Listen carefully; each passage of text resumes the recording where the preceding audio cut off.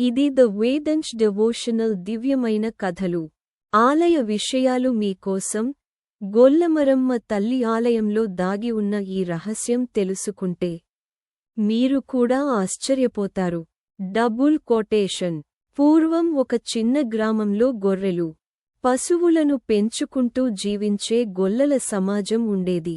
ఆ గ్రామం చుట్టూ అడవులు, కొండలు ఉండేవి.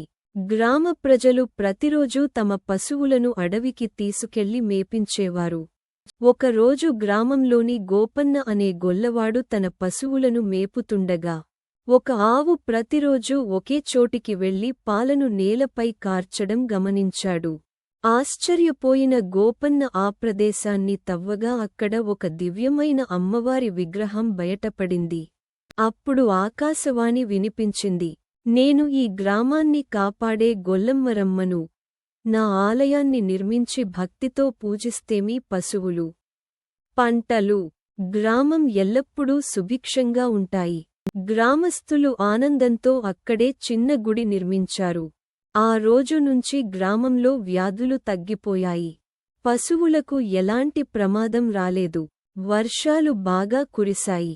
కాలక్రమేణా గొల్లమ్మరమ్మ అమ్మవారి మహిమ దూర ప్రాంతాలకు వ్యాపించింది. ప్రతి సంవత్సరం జాతర నిర్వహిస్తూ భక్తులు బోనాలు, పొంగళ్లు సమర్పించి అమ్మవారిని ప్రార్థించసాగారు. జాతర సమయంలో డప్పులు, కోలాటాలు, ఒగ్గుకథలు గ్రామాన్ని ఉత్సాహంతో నింపేవి.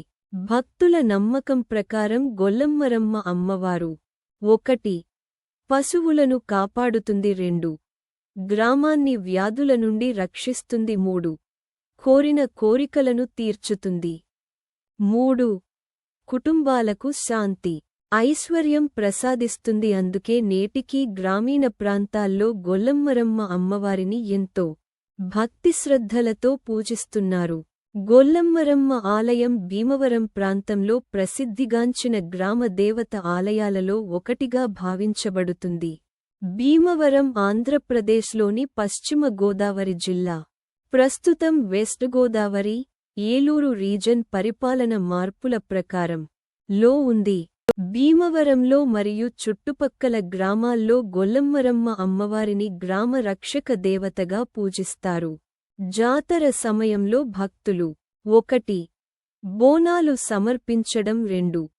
పశువుల పూజలు చేయడం. 3. పొంగళ్లు పెట్టడం. 4. గ్రామోత్సవాలు నిర్వహించడం చేస్తారు.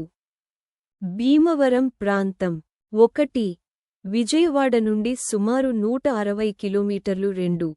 రాజమండ్రి నుండి సుమారు 110 కిలోమీటర్లు దూరంలో ఉంటుంది. ఇది ప్రసిద్ధ సోమారామం క్షేత్రం మరియు అనేక అమ్మవారి జాతరలకు కూడా పేరుగాంచింది.